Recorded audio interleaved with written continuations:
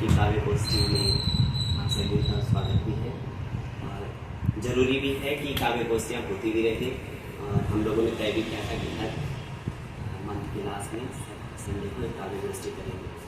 और कविताएँ जो होती है मुख्य रूप से फीलिंग्स पे वर्क करती हैं, भावनाओं पे ही काम करती हैं। भावनाओं के लिए ज़रूरी है पहले प्रत्यक्ष रूप से देखना कुछ ही, और उसमें जैसे हमारे राष्ट्र कवि हुए हैं मैथिली शरण गुप्त, आपने पढ़ा भी होगा। वो कविता के बारे में कहते हैं कि केवल मनोरंजन ना कवि का कर्म होना चाहिए, केवल मनोरंजन ना कवि का कर्म होना चाहिए, उसमें उचित उपदेश का भी मर्म होना चाहिए। इसी के भाग रूप में मेरी कविता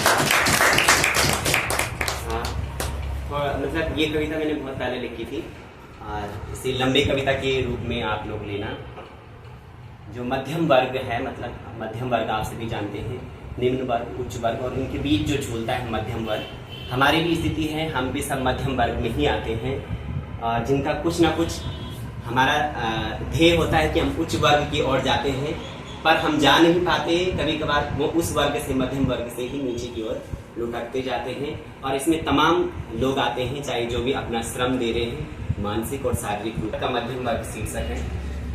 अधर में लटका, शहरों में भटका, शहर में पटका, खजूर पर अटका, जोर का झटका, चारों तरफ सुनसान। अधर में लटका, शहरों में भटका, शासन में पटका, खजूर पर अटका, चारों जोर का झटका, चारों तरफ सुनसान। चेहरे पर लगा कर्फ्यू सा, गूंगा बहरा अंधा, लूला लंगड़ा अपाहिज, लंबी बीमारी से जूझता हुआ। झाड़ फूंक काजी, हाकिमों की मजार भी फीकी, वैद्यों की हिमालय जड़ी बूटी भी चौपट। कोई जड़ तोड़ इलाज नहीं, बीमारी बड़ी ठोस मालूमात है। यादाश्त ढीली, आंखें पीली, घुघुओं का एक दल इसकी चारों ओर डूल मारते, षड्यंत्रों का जाल फेंकते, दीमकों का एक पूरा धड़ा ऊपरी सूर्य को हिस्से को कुरेदता, जोंक इसके खून को चूसते, नसों को काटते। लाश सा पड़ा हुआ यह किसी मोरचुरी में, लाश सा पड़ा हुआ ये किसी मोरचुरी में। गिद्ध इसके अंग को अपने नुकीले ठोंठ से नोचते, खेलते, फेंकते, खाते, खींचते, घसीटते। हड्डियों की पड़पड़ आवाज किसी शमशान घाट से कंकाल सा दिखता, हड्डियों की पड़पड़ आवाज किसी शमशान घाट से कंकाल सा दिखता। अमावस की वह काली रात सा किसी सूखे पेड़ पर लटकता झूलता, फिर भी मौन उप तक न करता, गिरगिट की तरह रंग बदलता, उप तक न करता, गिरगिट की तरह रंग बदलता। गुटों में बटा, बुद्धिमता में बंदरों का दर्द। आप समझ सकते हैं, प्रतीकात्मक और व्यंग्य रूप में लिखा है कि गुटों में बटा, बुद्धिमता में बंदरों का दल। क्या कहना इनके अति आदर्शवादी, घोर प्रतिक्रियावादी शब्दों के भीष प्रेम की चाशनी में इतने लिप्त, प्रेमी की चाशनी में इतने लिप्त कि सर्वत्र दिखता है प्रेम। सब मोह माया है, रहस्यवादी, व्यक्तिवादी, प्रशंसावादी।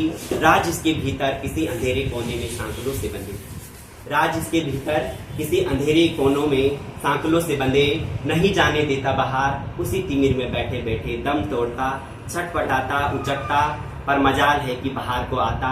कुकुर मुत्तों सा कहीं भी तन जाता, मैं मिमी आता, रिरी आता। विद्रोह की लपट लावा उबलता, आंखों से निकलता, अधरों पर आते आते ठहर सजाता, अधरों पर आते आते ठहर सजाता। भारत का मध्यम वर्ग शांति का गान गाता। की बूंदें बरसने के बाद, बारिश की बूंदें बरसने के बाद अस्तित्व ढूंढती, पुनः लौटती, बादल बनकर सीधे तनकर नीले नभ पर। बारिश की बूंदें बरसने के बाद अस्तित्व ढूंढती, पुनः लौटती, बादल बनकर सीधे तनकर नीले नभ पर। मेरा मन भी बादल जैसे घूम घूम कर, झूम झूम कर, उमड़ उमड़ कर, किरण दिखाती, पथ बतलाती, गांव की संकरी पगडंडी। वाह। किरण दिखाती, पथ बतलाती, गांव की संकरी पगडंडी। मैं धीरे से चुपके चुपके बादल जैसे लौट सजाता, हवा के जैसे लिपट सजाता, गांव के प्यारे अंचल से, गांव के प्यारे अंचल से, अपनी माँ की गोदी में, अपनी माँ। वाह।